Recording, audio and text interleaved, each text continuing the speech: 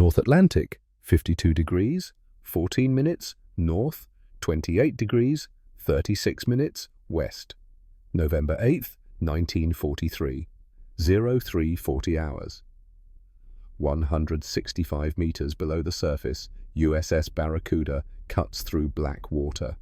Inside the pressure hull, the air tastes of diesel fuel, recycled breath, and fear that no man will admit to feeling. 22-year-old sonarman Robert Nakamura sits at his station, headphones pressed against his ears, eyes closed. His hands rest motionless on the equipment panel. To anyone watching, he appears almost meditative. He is neither calm nor bored. What Nakamura hears in this moment will determine whether 43 men live or die in the next 10 minutes. Through the headphones comes the usual symphony of ocean sounds, the creak of the Barracuda's hull under pressure, the distant whisper of surface waves, the rhythmic thump of their own engines throttled back for silent running, and something else. Something so faint that other sonar operators would dismiss it as background noise. A ghost. An echo. Nothing. But Nakamura knows better. He tilts his head slightly, listening not just with his ears, but with something deeper. Some instinct developed over years of distinguishing one mechanical voice from another. The sound resolves into clarity. Twin-screw diesel engines. German. Running at quarter power. Approximately 2,400 yards distant. Bearing 287 degrees. Depth estimated at 180 meters. Any competent sonar operator could provide these details. But Nakamura hears more. He hears the distinctive hull resonance at 321 Hz that indicates welded construction with a stress fracture. He hears engine number 2 running hot, creating a thermal signature that produces a subtle whistling overtone. He hears the 4-blade propeller instead of the standard 3-blade design. He opens his eyes. Commander Phillips stands at the navigation table studying charts by dim red light. He's 41 years old, a veteran of the First World War. This war has aged him. Every patrol adds new lines to his face. Nakamura removes one headphone. Captain, U-483, Korvettenkapitän Heinrich Wolff's boat, bearing 287, distance 2,400 yards, depth approximately 180 meters. Phillips looks up. His body language shifts. Every man in the control room senses it. The sudden tension, the sharpening of focus. Phillips walks over to Nakamura's station. Nakamura, there are 400 German U-boats operating in the Atlantic. You're telling me you know which specific boat that is? Yes, sir. From 2 miles away. Underwater. Yes, sir. Phillips studies the young man's face, searching for doubt. He finds none. How sure are you? Nakamura doesn't hesitate. I would bet my life, sir. I've been tracking this boat for 83 days. I know its acoustic signature better than my own voice. Hull resonance at 321 Hz from welded stress fracture. Engine 2 runs hot. 4-blade propeller instead of standard 3. It's U-483. It's Wolff. Phillips holds his gaze. Every second counts now. A U-boat at 2,400 yards can be in attack position in 20 minutes. The convoy they're escorting, 43 merchant ships carrying fuel and ammunition to England, steams overhead unaware of the predator circling below. Phillips makes his decision. He keys the intercom. All hands battle stations. Rig for silent running. Target is U-483 the Grey Wolf. 19 Allied ships sunk. 374 dead sailors. Today, we end his war. Men move to their stations with practiced efficiency. No panic, no wasted motion. Phillips returns his attention to Nakamura. If you're wrong about this. He doesn't finish the sentence. They both understand the stakes. Nakamura meets his captain's eyes. I'm not wrong, sir. The Barracuda begins its turn silent as a ghost hunting a hunter who doesn't yet know he's been found. But how does a fisherman's son from Terminal Island, California, come to track one specific submarine across an entire ocean using only sound? To understand that we need to go back. Terminal Island, 1935. When Bobby Nakamura was 14 years old and the world had not yet gone mad, Terminal Island sits in Los Angeles Harbor, home to the largest Japanese fishing community in America. 47 boats, 2,000 people. The Nakamura family lives on their boat 6 months out of every year. Father Kenji, 43 years old, operates a commercial tuna boat. 28 feet of wood and diesel engine and fishing nets, paid for with 20 years of 16-hour days. Mother Mary, born Mary O'Connor in County Cork, Ireland, works as a nurse at the harbour clinic. She met Kenji in 1920 when he came in with a deep cut from a fishing knife. She stitched him up. He came back with flowers and broken English and a smile that made her forget her family would disown her for marrying a Japanese man. They did disown her. She married him anyway. Their son Robert, called Bobby, is 14 years old in the summer of 1935. Small for his age, quiet, watchful. He has his father's Japanese features and his mother's Irish green eyes. At school, white kids call him half-breed. In the Japanese community, they call him Ainoko, mixed blood. Bobby learns early that the world doesn't have a comfortable place for people who exist between categories. So he makes himself useful. Bobby can identify boats by sound, not just recognize that a sound is a diesel engine. Bobby can hear a boat 3 miles away and tell you which specific boat it is. Can tell you if the engine is running rich or lean. Can diagnose mechanical problems that won't become visible for another 100 hours. Kenji notices this ability when Bobby is 12. They're working on the boat's engine. Kenji is deep in the machinery, hands black with grease. Bobby, sitting on deck, says quietly, "Cylinder 3 is missing." Timing is off by 0.05 seconds. Kenji stops working. Looks up. "How you know that?" Bobby shrugs. "Can hear it." Kenji checks anyway. Adjusts the timing on cylinder 3. The engine smooths out instantly. Kenji wipes his hands on a rag. Looks at Bobby with new appreciation. "You have gift," he says. "Engine don't lie. People lie. Machine tell truth. You learn, listen to truth." By age 14, Bobby can identify all 47 boats in the Terminal Island fishing fleet by sound alone. Summer of 1937. Bobby is 16. Dense fog rolls into the harbour. Visibility drops to 0.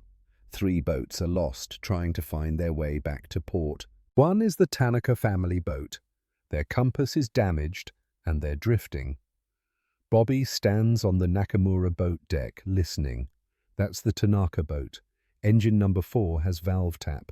They're about 2 miles out, bearing 290 degrees. Kenji doesn't question. He trusts his son completely. They motor through fog so thick it feels solid. Just Bobby's voice calling directions based on the sound of one engine's valve tap 2 miles away. They find the Tanaka boat, guide them back to harbour, guide 2 other boats as well. The fleet captains look at Bobby with new respect. This isn't a party trick. This is a survival skill. But Bobby doesn't see himself as special. He just listens. This gift will remain a fishing community curiosity for 4 more years, until December 7th, 1941. Bobby is 20 years old that Sunday morning, working at the San Pedro shipyard. Good job, steady pay. He's saving money, planning a future. The future arrives at 7:58 a.m. Japanese aircraft attack Pearl Harbor. 2,400 Americans dead in 2 hours. America at war. Bobby hears the news on the radio, stands there frozen. He looks at his own face reflected in the break room window, sees the same features as the pilots who just bombed Pearl Harbor. By Monday morning, he's fired. Japanese face equals security risk. By Tuesday, FBI agents arrest Kenji Nakamura, enemy alien, into custody. The family boat confiscated, the family home occupied by others. Bobby and his mother Mary watch as everything they built evaporates in 72 hours. February 19th, 1942. Executive Order 9066. All persons of Japanese ancestry must report for evacuation. Bobby and Mary receive their orders in March.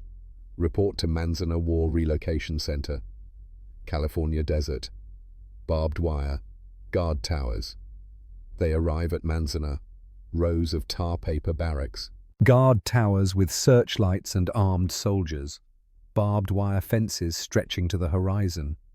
Not a prison, the government says. A relocation center. Bobby understands immediately. This is prison.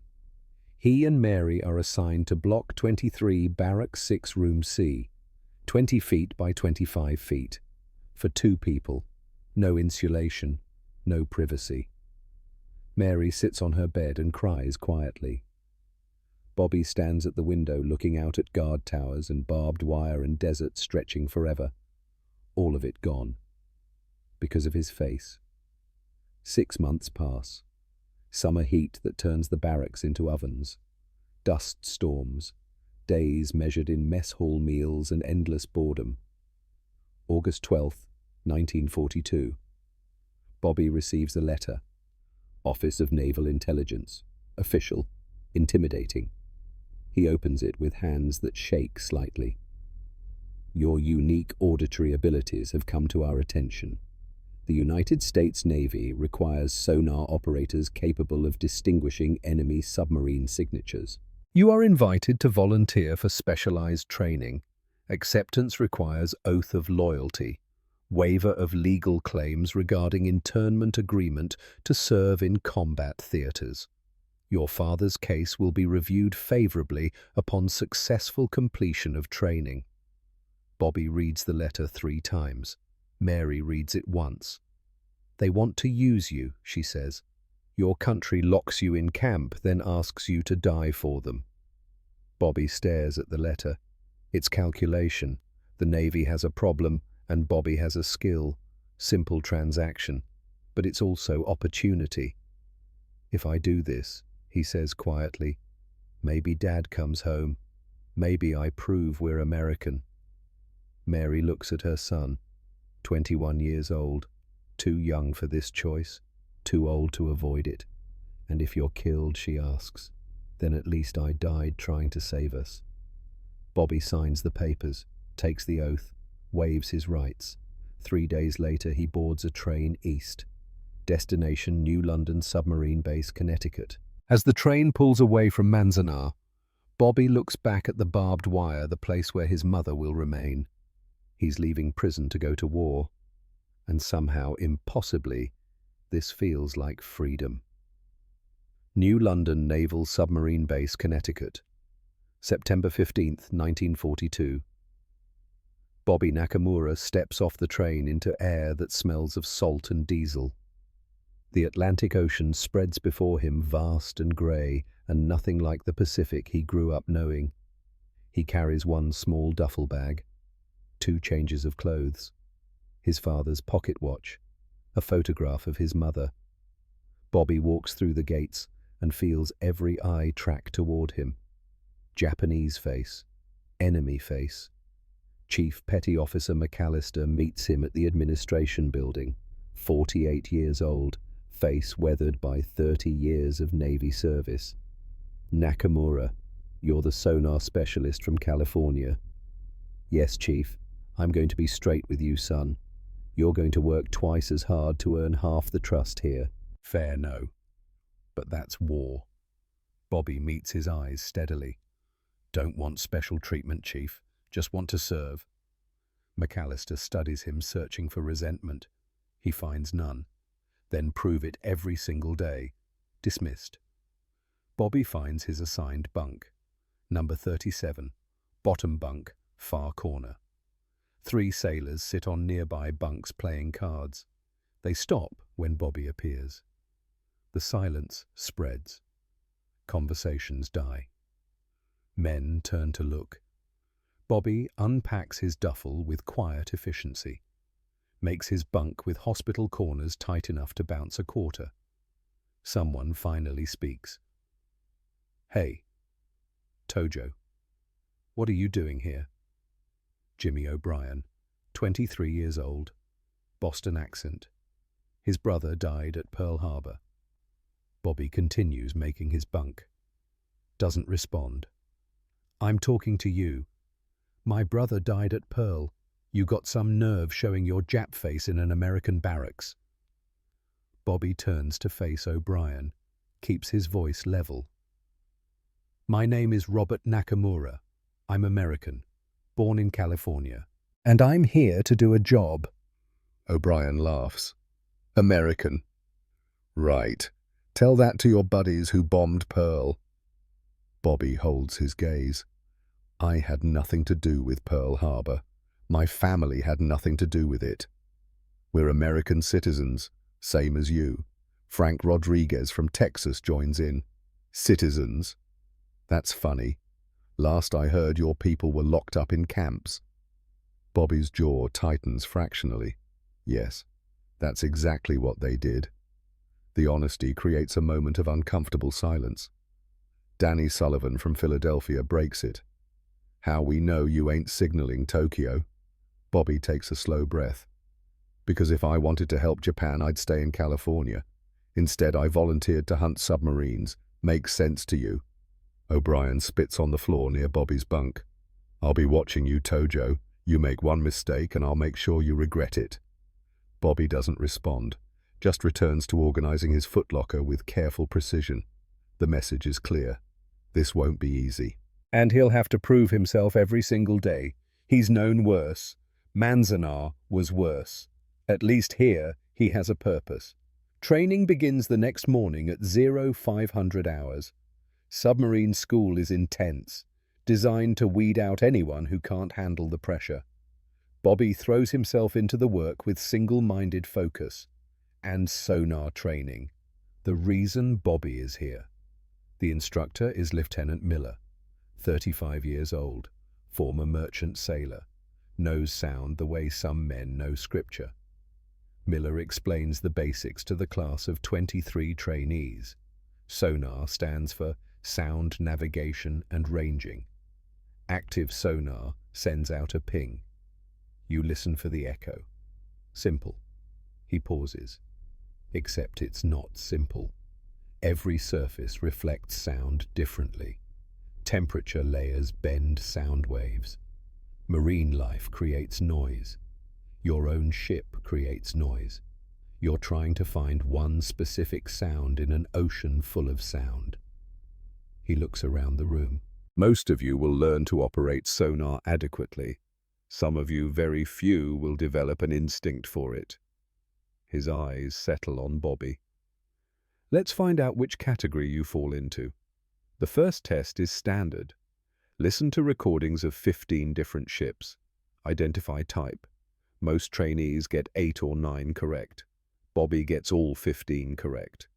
Miller raises an eyebrow. Cues up a harder test.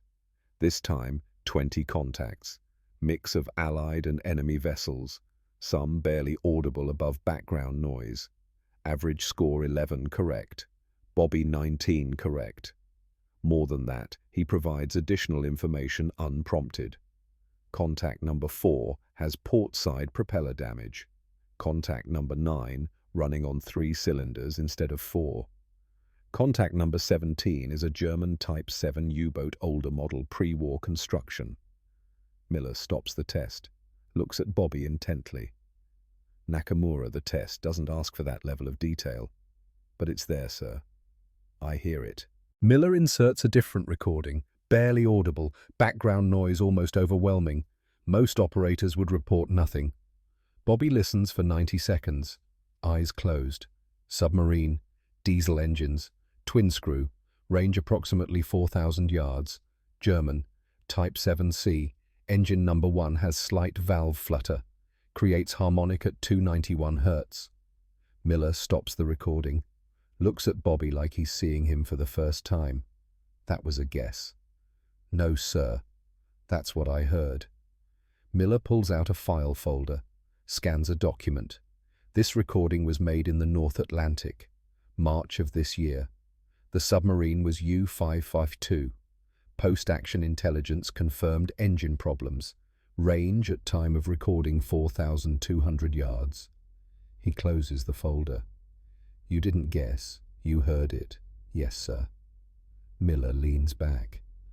How long have you been able to do this? Since I was a child, sir. My father was a fisherman. I grew up around engines. Every engine is different. Unique, like fingerprints. Miller nods slowly. You're not just operating sonar, you're listening, really listening. Miller makes a decision. Nakamura, I'm assigning you special project. I want you to listen to recordings of every submarine we have intelligence on. Create profiles. Document the acoustic signature of each boat. Anything that makes one boat distinguishable from another. Bobby feels something unfamiliar. Purpose. Yes, sir. When do I start now? For the next 6 weeks, Bobby spends every free hour in the sonar lab, listening to hundreds of hours of recordings. He fills notebook after notebook with observations. U-47 port propeller has casting flaw, creates whistle at 263 Hz. U-267 harmonic distortion at 247 Hz from port propeller damage. Starboard engine misfire every 1.3 seconds. Pre-war riveted construction. U-483 hull resonance at 321 Hz from welded stress fracture. Engine 2 runs hot. 4-blade propeller. U-552 valve flutter in engine 1. Harmonic at 291 Hz. By the end of 6 weeks, he's created a database that no one else in the Navy possesses. 127 pages of acoustic intelligence. Lieutenant Miller reads the report with growing amazement. Nakamura, this is extraordinary. You've created a system for tracking individual submarines across the ocean. Bobby doesn't see it as extraordinary, just thorough. It's useful. Sir Miller laughs. Useful. Son, this could change how we hunt U-boats. If operators can identify specific submarines, we can track movement patterns, predict tactics, know which captain we're facing. I'm recommending you for immediate assignment to a combat vessel. You're too valuable to waste on training duty. Something shifts in Bobby's chest. Pride mixed with fear. That test comes to a head in the barracks on a Friday night in late October. Some of the trainees have been drinking in town. Bobby is at his bunk, writing a letter to his mother. O'Brien enters loud and belligerent, sees Bobby, walks over with 3 friends. Hey, Tojo, heard you're some kind of genius with sonar. That right, Bobby continues writing. I'm competent. O'Brien leans against the bunk post. Must be nice, having a special talent, getting special attention. I do the same training as everyone else. Plus, additional work. O'Brien's smile fades. You know what I think the Navy needs you, but that doesn't make you one of us. That doesn't make you American. Bobby stands slowly, shorter than O'Brien by 3 inches, but he doesn't back down. I am American, born in California. My mother is Irish. My father has been in this country for 36 years. We are American. O'Brien pushes him. Your country's at war with Japan. Your people bombed Pearl Harbor, and you're here pretending to be loyal. Bobby doesn't push back. Japan bombed Pearl Harbor, not me, not my family. We're victims of this war, just like everyone else. The other sailors gather. A circle forming, violence building. O'Brien's face reddens. Victims? You're not victims. You're the enemy, and I don't care how good you are with sonar. I'll never trust you. He draws back his fist. A voice cuts through the tension. O'Brien, stand down. Lieutenant Commander Thomas Hartwell stands in the barracks doorway, 29 years old, MIT-educated engineer, executive officer assigned to USS Barracuda. O'Brien lowers his fist slowly. Sir, just having a conversation. Hartwell walks into the barracks. calm but radiating authority. Looked like you were about to assault a fellow sailor. That conversation. O'Brien says nothing. Hartwell turns to Bobby. Nakamura. You good? Bobby nods once. Yes, sir. Hartwell addresses the room. I've read Nakamura's file. Nakamura is the best sound operator this school has produced in 5 years. Possibly the best the Navy has, period. He lets that sink in, that sink. Some of you have problems with his face, his ancestry. Fine. Feel however you want. But if you act on those feelings, I will personally ensure you spend the rest of this war scraping barnacles in the Aleutian Islands. He looks directly at O'Brien. You want to throw punches at the best sonar operator the Navy has, I'll assign you deck watch. January, North Atlantic. You'll freeze your balls off while Nakamura wins the war. Dismissed. The crowd disperses. Hartwell approaches Bobby, speaks quietly. I'm not protecting you because I'm nice. I'm protecting you because you're valuable. The Navy needs what you can do. Act like it. Bobby meets his eyes. I understand, sir. Hartwell studies him. Half the men here will never trust you. They'll watch for mistakes. Hope you fail. You're going to have to be better, smarter, more disciplined. Not because it's fair, because it's survival. I know, sir. Good. Hartwell pauses. One more thing. The work you've done with acoustic signatures. It's revolutionary. You've figured out how to track individual submarines across the Atlantic. USS Barracuda deploys in 6 weeks. I've requested you for my sonar team. You'll be coming with us. Bobby feels the weight of that statement. Combat deployment. Real war. Yes, sir. Thank you, sir. Hartwell nods once. Leaves. Bobby sits back down, picks up the letter to his mother. He doesn't know how to tell her he's going to war, doesn't know how to explain that he's volunteered to hunt submarines while she sits behind barbed wire. He finishes the letter with lies of omission, tells her training is going well, tells her he loves her, tells her to stay strong. December 14th, 1942. Bobby graduates from submarine school. Top of his class. No ceremony, no recognition. Just orders. Report to USS Barracuda. December 16th. Bobby walks to the pier at dawn. The Atlantic spreads before him grey and vast and unforgiving. USS Barracuda sits at the pier. Fletcher-class destroyer escort, 93 meters long, armed with torpedoes, depth charges, and 3-inch guns. His home for the next patrol, his weapon, his chance. He climbs aboard and crosses the threshold from training to war. The ocean waits, the U-boats wait. And Bobby Nakamura, 21 years old American citizen with a Japanese face, is ready to hunt. USS Barracuda, North Atlantic, January 23, 1943. First combat patrol. Bobby stands his first combat watch in the sonar room, headphones tight against his ears. The space is cramped, dark, smells of electrical equipment and sweat.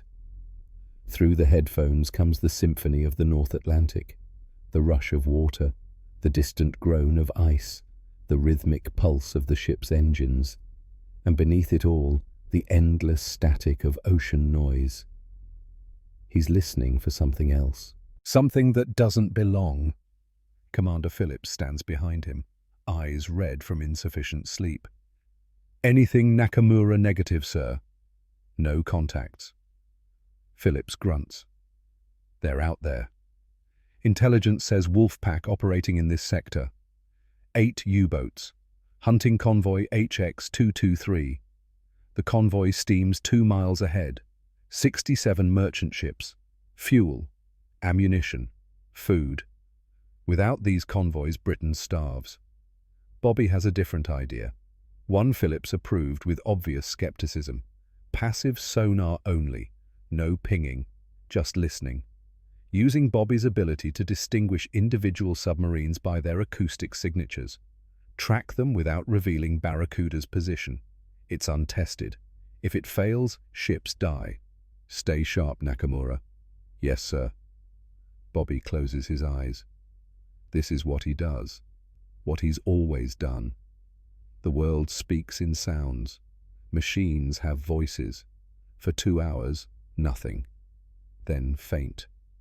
Very faint. There. Bobby adjusts the gain. Shifts the directional hydrophone. Diesel engines. Twin screw. Running at quarter power.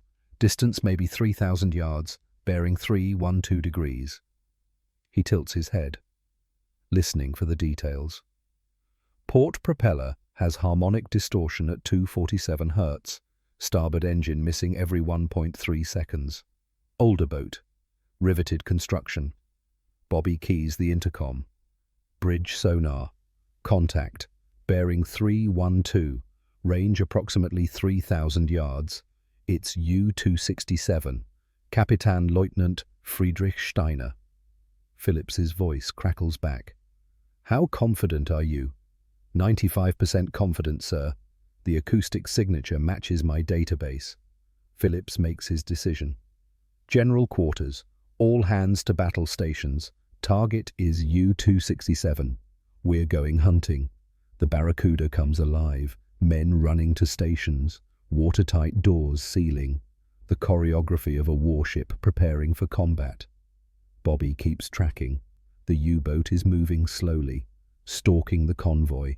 But the U-boat doesn't know it's being tracked.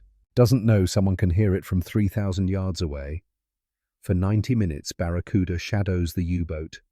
Silent. Patient. Bobby provides constant updates. Bearing. Range. Depth estimates. Course changes predicted by listening to engine RPM. Phillips positions Barracuda perfectly, between the U-boat and the convoy. 0619 hours. The U-boat begins to surface. Bobby hears the compressed air blowing ballast tanks. Captain Target is surfacing. Range. 600 yards, sir. Stand by torpedoes.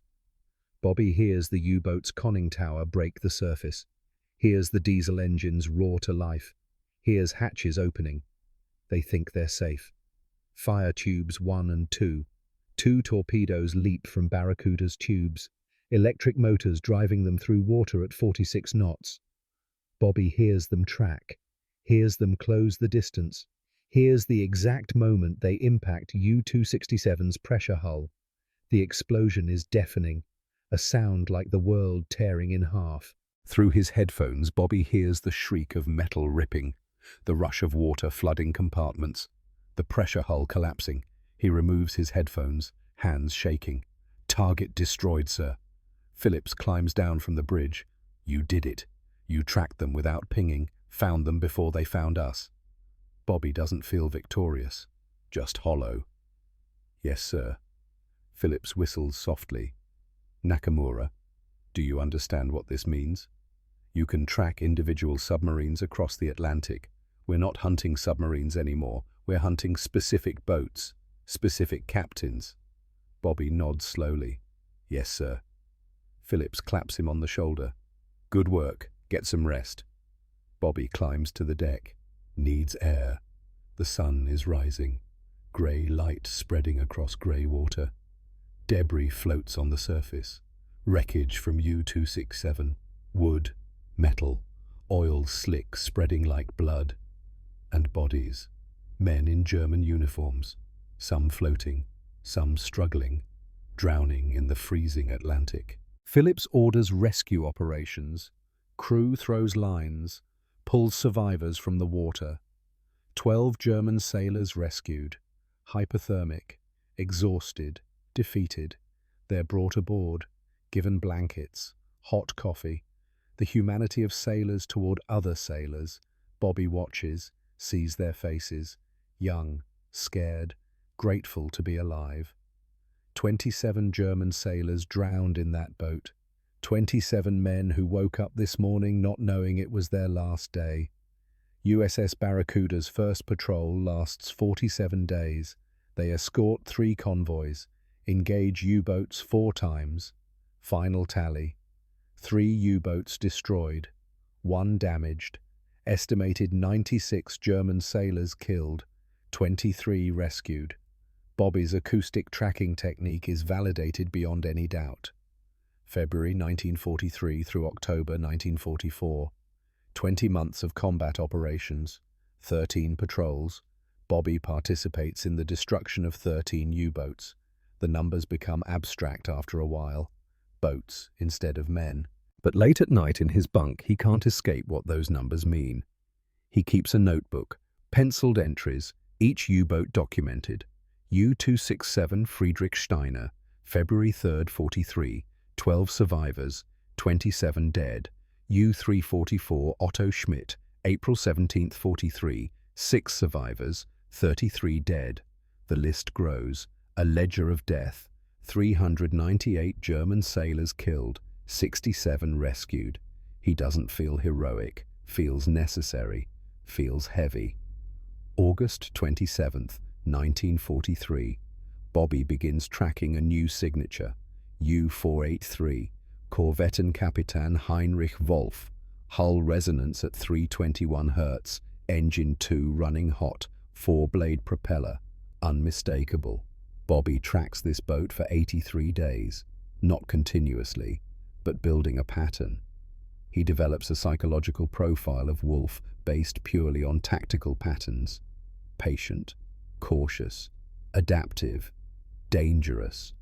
Which brings us back to where we started. November 8th, 1943. Convoy on 206. Barracuda assigned as escort. Bobby sits at his sonar station. He's been hunting Wolf for 83 days. Tonight he finds him. 0340 hours. Electric motors running ultra quiet. Depth approximately 180 meters. Captain, U-483, Heinrich Wolf's boat, bearing 276. Range approximately 4,100 yards. He's stalking the convoy from below. Phillips doesn't question anymore. Battle stations, silent running.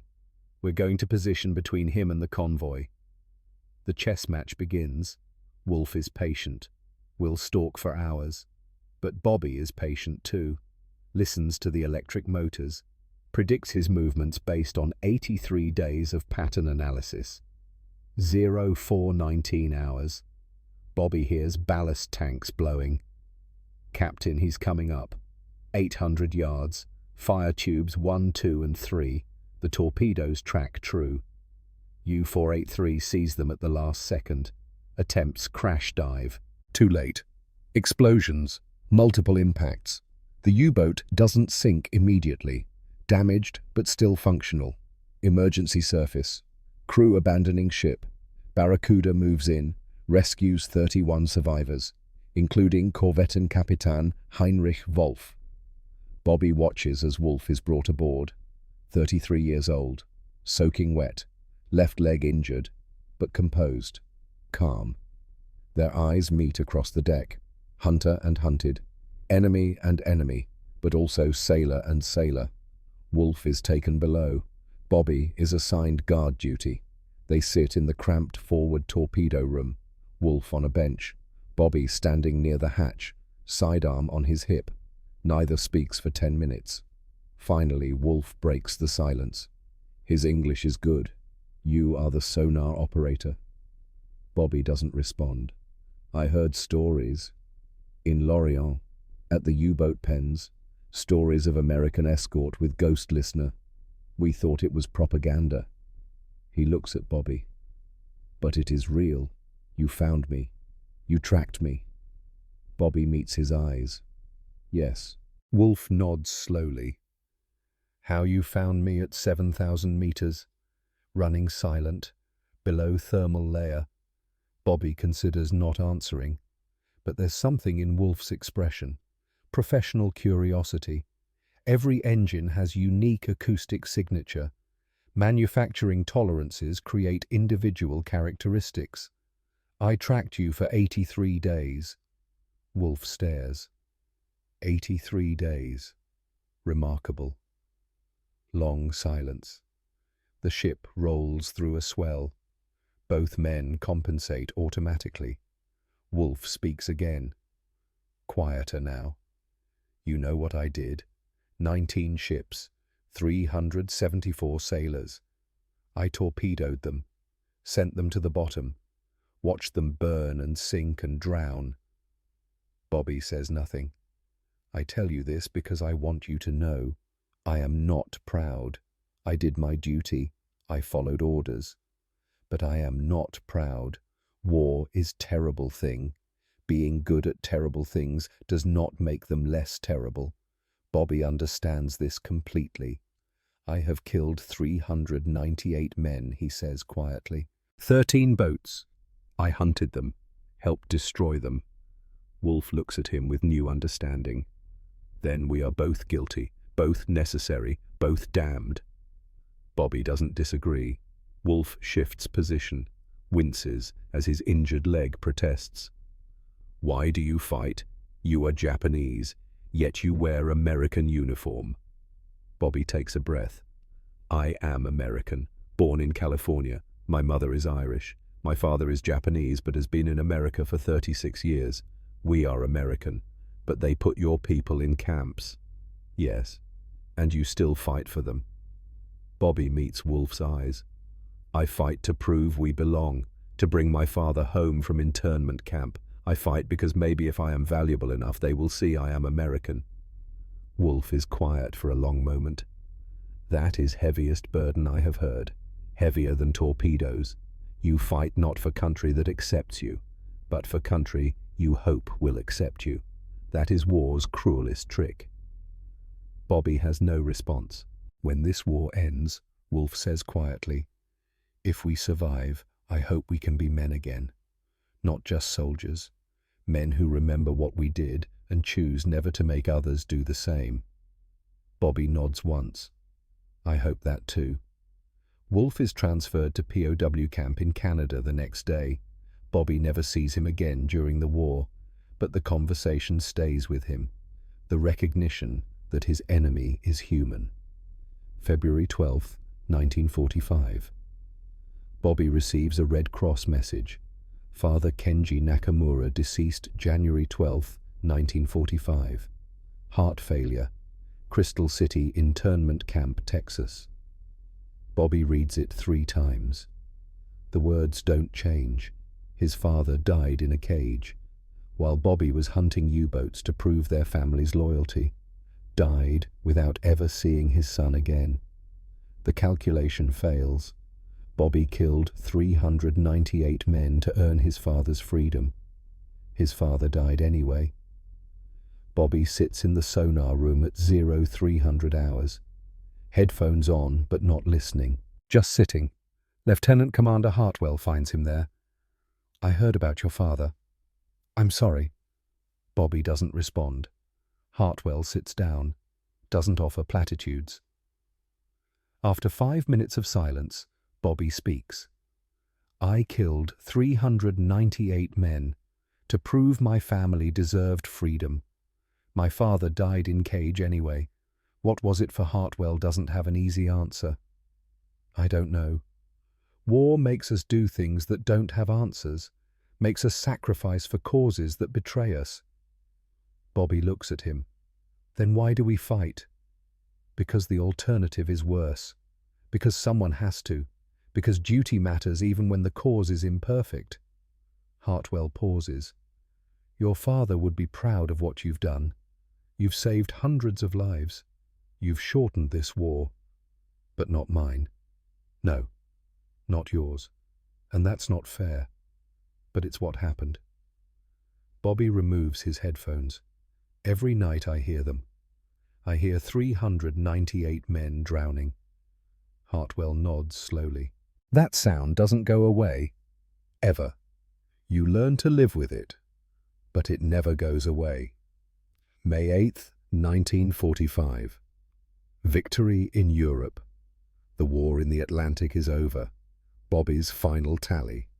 23 months combat operations. 14 U-boats destroyed. 420 estimated enemy killed. 67 rescued. Navy Cross awarded. But the ceremony is private. Closed press. Admiral Chester Nimitz personally pins the medal on Bobby's chest. You served with distinction. Your country is grateful. Bobby accepts the medal, feels nothing. After the ceremony, Nimitz pulls him aside. What you did was extraordinary. You changed how we hunt submarines, saved countless lives. But America isn't ready to celebrate a Japanese face yet. Give it time. How much time, sir? A generation, maybe two. Bobby returns to California in July 1945, takes a bus to the address his mother provided, a small apartment in Los Angeles. He climbs the stairs, knocks on the door. His mother opens it. Mary Nakamura has aged 15 years in 4, hair grey, face lined. She sees her son, and something breaks. She pulls him inside, holds him, cries. Bobby holds her and feels the weight of everything. His father gone, their home gone, their fishing boat gone, everything they built erased. But they survived. That has to mean something. For 28 years, Bobby doesn't talk about the war. Works at the port of Los Angeles as harbor engineer. Quiet job, predictable, no submarines.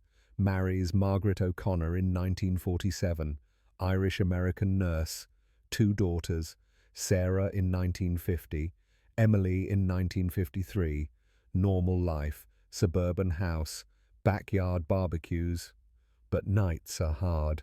Bobby can't sleep without white noise, fans, radio static, anything to cover the phantom sounds.